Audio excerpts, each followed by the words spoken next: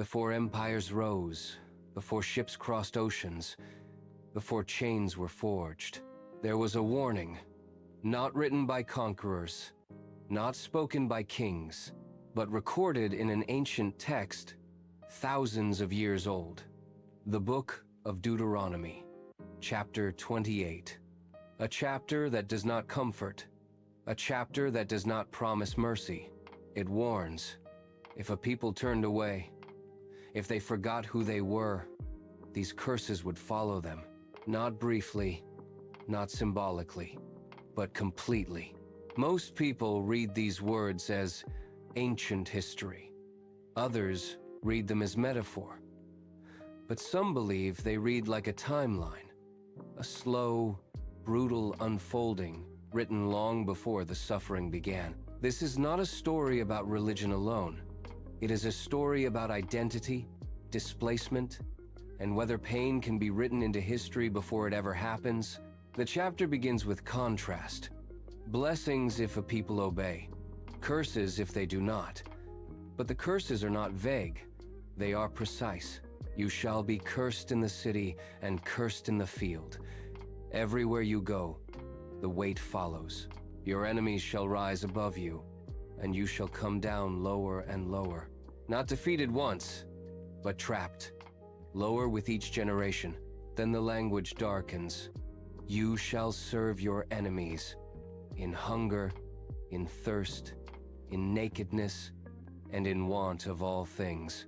Not just poverty, not just hardship, but total dependence. Then comes the verse that stops readers cold. And the Lord shall bring thee into Egypt again, with ships, and there you shall be sold unto your enemies.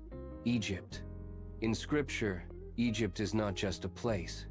It is a condition, bondage, forced labor, loss of freedom. And the text is clear. This is not the original captivity.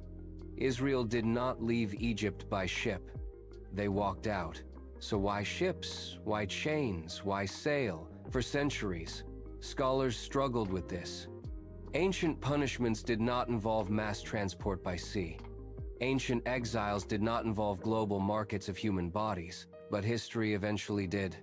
Millions of people taken from their homeland, loaded onto ships, transported across oceans, sold, stripped of names, languages erased, families broken apart forever.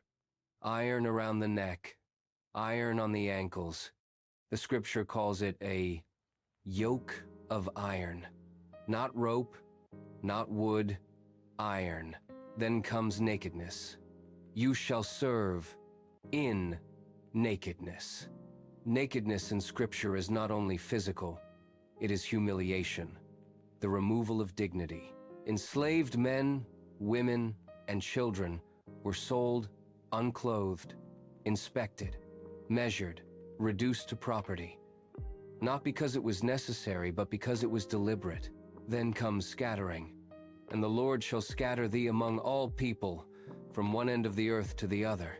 Not exile to one land, not captivity under one empire, but dispersion. Today, the descendants of enslaved Africans are found everywhere. The Americas, the Caribbean, Europe, the Middle East, scattered, disconnected from original tribes, original names, original languages. Many do not know where they came from, only where they ended up. Some believe this is coincidence. Others believe it is fulfillment. This belief is controversial, rejected by many scholars, debated fiercely, but it did not appear without reason. It emerged from pain, from people searching Scripture to understand why suffering followed them across generations, why freedom came late, why equality came slow, why trauma lingered. Deuteronomy 28 does not name a people. It describes a condition, a people conquered, transported, enslaved, stripped, scattered. Whether prophecy, warning, or interpretation, the suffering described is real.